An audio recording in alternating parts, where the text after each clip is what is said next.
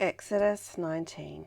On the first day of the third month after the Israelites left Egypt, on that very day they came to the desert of Sinai after they set out from Rephidim. They entered the desert of Sinai, and Israel camped there in the desert in front of the mountain. Then Moses went up to God, and the Lord called to him from the mountain and said, "This is what you are to say to the descendants of Jacob, and what you are to tell the people of Israel. You yourselves have seen what I did to Egypt, and how I carried you on eagle's wings and brought you to myself. Now, if you obey me fully and keep my covenant, then out of all the nations you will be my treasured possession. Although the whole earth is mine, you will be for me a kingdom of priests and a holy nation. These are the words you are to speak to the Israelites." So Moses went back and summoned the elders of the people and set before them all the words the Lord had commanded him to speak. The people all responded together, "We will do everything the Lord had said." So Moses brought their answer back to the Lord.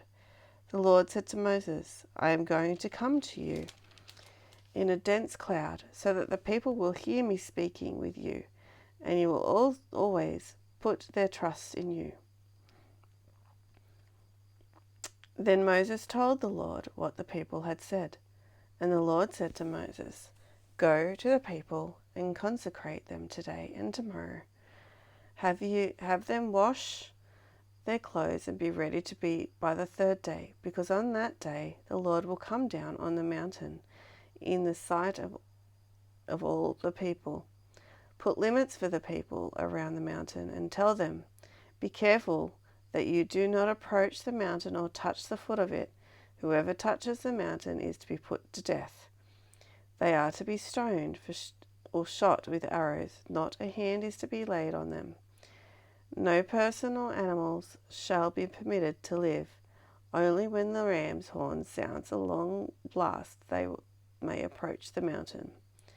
After Moses had gone down the mountain to the people, he consecrated them, and they washed their clothes.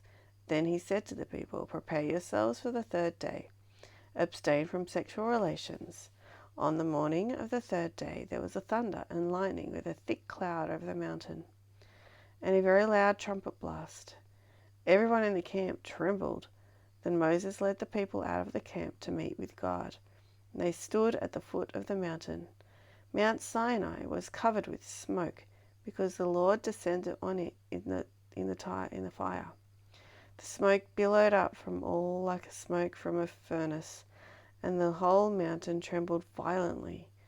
As the sound of the trumpet grew louder and louder, Moses spoke, and the voice of the Lord of God answered him. The Lord descended to the top of the Mount Sinai and called Moses to the top of the mountain. So Moses went up, and the Lord said to him, "Go down and warn the people, so they do not force their way through to see the Lord, and many of them perish. Even the priests who approach the Lord must consecrate themselves, or the Lord will break out against them." Moses said to the Lord, "The people cannot come up Mount Sinai because you yourself have warned us. Put limits around the mountain and set it apart as holy." The Lord replied, "Go down and bring Aaron up with you. But the priests and the people must not force their way through to come up the mountain, or he will break out against them." So Moses went down to the people and told them.